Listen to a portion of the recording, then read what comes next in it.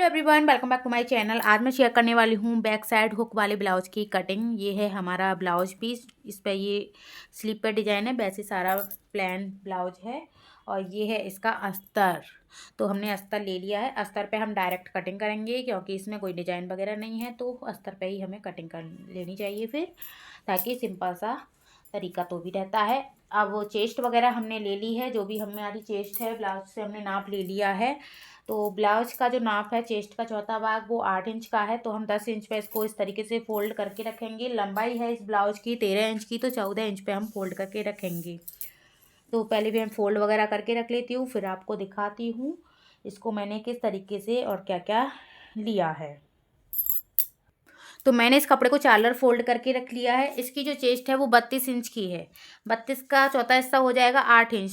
तो हमने उस हिसाब से इसको कपड़े को बिछाया है। 8 इंच चौथा हिस्सा हो गया, 10 इंच पे हमने टोटल इसको बिछा के रखा हुआ है। इसकी जो लंबाई थी वो 13 इंच की थी ब्लाउज की। आधा इंच ऊपर सिलाई में जाएगा, आधा इंच नीचे सिलाई में जाएगा। इस तरीके से हमने 1 इंच इसको एक्स्ट्रा ले लिया है। ये बैक साइड है, ये वाला फ्रंट साइड है बड़ा वाला। इसमें से जो भी एक्स्ट्रा होगा वो अभी हम कट कर देंगे आपके सामने ही। तो चलिए शोल्डर ले लेते हैं इसके अकॉर्डिंग। हमें इसका गला रखना है, गले के अकॉर्डिंग हमें शोल्डर लेना होता है। तो गला हम इसका रखने वाले हैं 9 इंच पे। तो ये हम गला 9 इंच पे रखेंगे और शोल्डर इसका 14 इंच पे है। तो 5 इंच का हम टोटल शोल्डर रखेंगे। 5 या 4.25 का रख लेते हैं।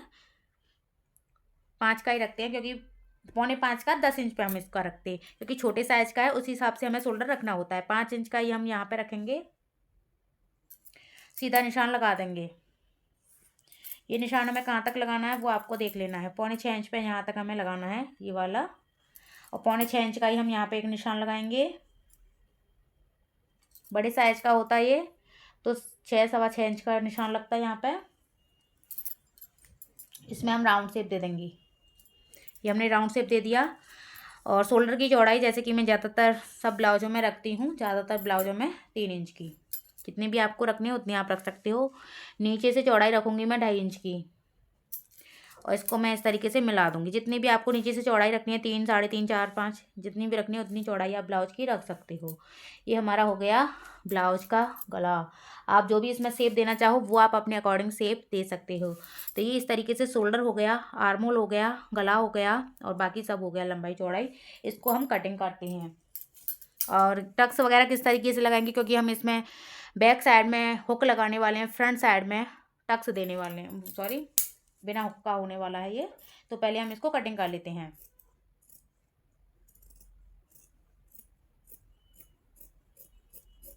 कोई भी चीज़ अगर आपको समझ में ना आए तो आप मुझे कमेंट करके भी पूछ सकते हो, मैं उसका रिप्लाई ज़रूर दूंगी। और अगर आपको सिलाई सीखनी है तो आप ज़्यादा से ज़्यादा कमेंट कीजिए। जितने ज़्यादा कमेंट आएंगे उतनी ही जल्दी मैं सिलाई सिखाना स्टार्ट करूँगी, क्लास बाई क्लास, एक एक क्लास करके।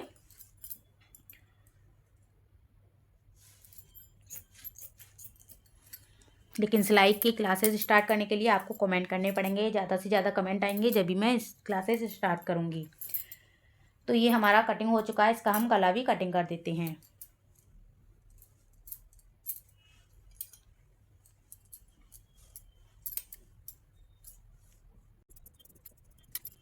अब हमारा ये बैक साइड कंप्लीट हो गया। अब हमें इसका गला वगैरह बना के जब इसको हमें बीच में से कटिंग करनी है। ये हमारा जो ब्लाउज है वो बाद में कटिंग होता है, पीछे की साइड से जो हम टक्स वगैरह मतलब हुक वगैरह लगाते हैं उसके लिए।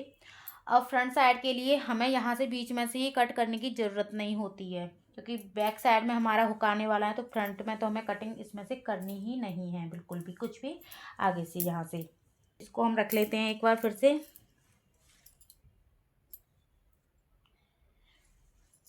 ऐसे करके अच्छे से यहाँ पे हम केवल इससे क्या करेंगे, लंबाई का निशान लगाएंगे। तो ये हमारी बराबर लंबाई है ये।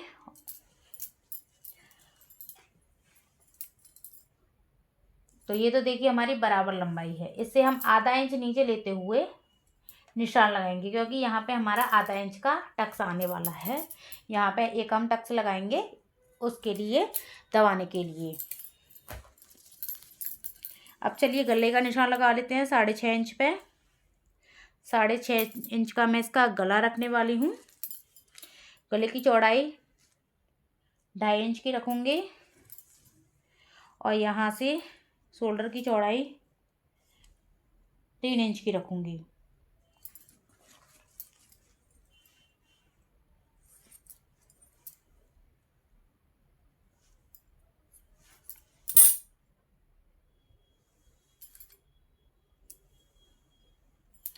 इसमें मैं 5 शेप दे देती हूँ थोड़ा सा, इस तरीके से। ठीक है, अब इसमें हम टक्स लगाएंगे। यहाँ से एक निशान लगाएंगे। ये शोल्डर हमने 5 इंच पर लिया था, आधा इंच यहाँ पे हमारा कट होगा। आर्म होल 4.5 इंच पे हमने निशान लगाया आर्म होल का नीचे की साइड में। इसको ऊपर से बराबर रखते हुए मिला दिया। यहाँ से हमने 5.25 पे निशान लगाया था, वही निशान यहाँ पे लगाना है और शेप दे देना है आधा इंच का सा। नीचे से नहीं देना है, ये हो गया है, ऊपर ही ऊपर शेप देंगे इस तरीके से, बराबर निकाल देंगे।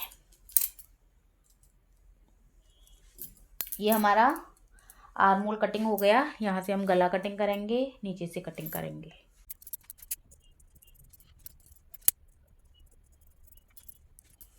तो मैंने ये 5 शेप में गला कटिंग कर दिया है। ये हमारे आगे की फ्रंट साइड की कटिंग हो गई है। अब चलिए इसमें हम निशान लगा लेते हैं टक्स के। हम इसमें 1 2 3 टक्स लगाने वाले हैं केवल। टक्स का ऊपर से निशान लगाऊंगी मैं 10.5 इंच पे, दो तरफ निशान लगाऊंगी ताकि सीधा निशान लगे। 10.5 पे हमने लगाया, यहाँ से 3.5 इंच पे लगाएंगे क्योंकि यहाँ पे कोई भी सिलाई वगैरह नहीं आएगी, इसलिए हमें ज़्यादा दूरी नहीं रखनी है। 3.5 इंच पे टक्स लगाएंगे। यहाँ पे टक्स का निशान, यहाँ से भी एक 3.5 इंच पे, यहाँ से यहाँ की दूरी रखेंगे 1.25 की, यहाँ से यहाँ की 1.25 की करीब। ये मैं अंदाजे से ही रख देती हूँ, जब बस सिलाई मैं आपको दिखाती हूँ। छोटे साइज में आप 1.5 या 1.25 तक रख सकते हो यहाँ से। तो ये हमने चारों टक्स लगा दिए।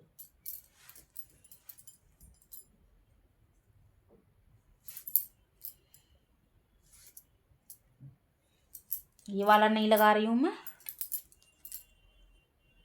ये अगर लगाना चाहो तो लग भी सकता है, लेकिन यहाँ पे जो टक्स लगता है ना, फिर ये ऐसे करके सीधा लगता है। यहाँ से जो लगता है टक्स, अगर लगाना चाहो तो लगा भी सकते हो। ऐसे करके दोनों तरफ से ये बराबर जाएगा, यहाँ से कोना मिल जाएगा दोनों तरफ। एक ही बार में ये पूरा टक्स होता है अगर ये वाला लगाना हो तो, लेकिन मैं ये नहीं लगा रही हूँ। ये और ये 3 टक्स लगाऊंगी इसमें। अब तीनों टक्स के हम कट्स लगा देते हैं। इसमें तो कट लगाने की ज़रूरत नहीं है, लेकिन निशान लगा देती हूँ ताकि ऊपर तक पता रहे कि कहाँ से जाएगा ये।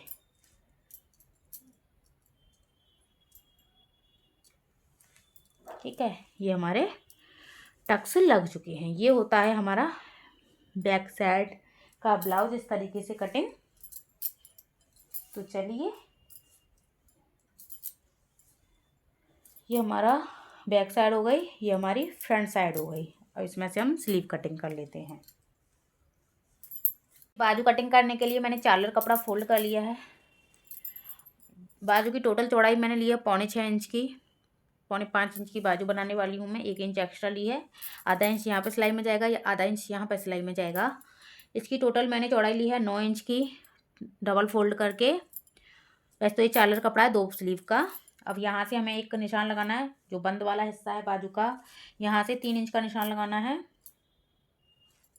और यहाँ से हमें 3.5 इंच का निशान लगाना है। निशान लगाने के बाद में इस निशान को इस निशान से मिला देना है। इसमें यहाँ से हल्का सा राउंड शेप देंगे। यहाँ से 2 इंच ऊपर, 1.5-2 इंच ऊपर उठाते हुए इसको इस तरीके से मिला देंगे और यहाँ पे हल्का सा फिर से राउंड शेप देंगे। ये हमारी इस तरीके से स्लीव की शेप होती है। तो चलिए इसको कटिंग कर लेते हैं। ये काल पिन लगा लेती हूँ ताकि ये हिले डुले ना ज़्यादा।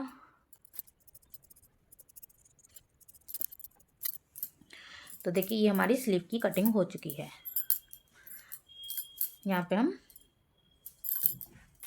बीच में एक कट लगा देंगे ताकि बीच सेंटर पता रहे, और यहाँ से हमें शेप दे देनी है स्लीव आगे के हिस्से के लिए। शेप आपको कैसे देनी होती है वो आपको दिखा देती हूँ। शेप मैं बाद में देती हूँ रेडी करके बाजू को, ताकि क्योंकि कभी कभी क्या होता है हम उल्टी सीधी लगा देते तो फिर दिक्कत होती है। इस तरीके से आपको इतनी शेप देनी होती है, आधा इंच की सी। तो इतना मैं बाद में इसको कट कर दूँगी, अभी नहीं कर रही हूँ, नहीं तो उल्टा सीधा जॉइंट हो गया तो फिर मुझे दिक्कत हो जाएगी। इसीलिए दोनों स्लीव हो गई हैं सेट। इस तरीके से होती है हमारी ब्लाउज की कटिंग। कि गाइस ब्लाउज सिल चुका है। ये मैंने 3 टक्स में ये ब्लाउज बनाया है। 3 टक्स इधर हैं, 3 टक्स ही इधर हैं। 5 शेप में ये गला आया है। इस तरीके से ये बाजू थी। बिल्कुल वैसे तो सिंपल है, बस बाजुओं पे ही थोड़ा सा स्टोन वर्क दिया गया है। और ये पीछे हुक वगैरह है, अब ये डोरी वगैरह अच्छे से लग जाएंगे तो सेट हो जाएगा। इस तरीके से ये हमारा ब्लाउज है। बहुत ही प्यारा सा लग रहा है, देख सकते हो आप लोग। और कैसा लगा कटिंग का वीडियो आप लोग को कमेंट करके ज़रूर बताना। और बिल्कुल सही आएगा ये। आप भी इसी तरीके से ब्लाउज की कटिंग कर सकते हो। बहुत छोटे साइज़ का ब्लाउज है, आप लोग देख सकते हो।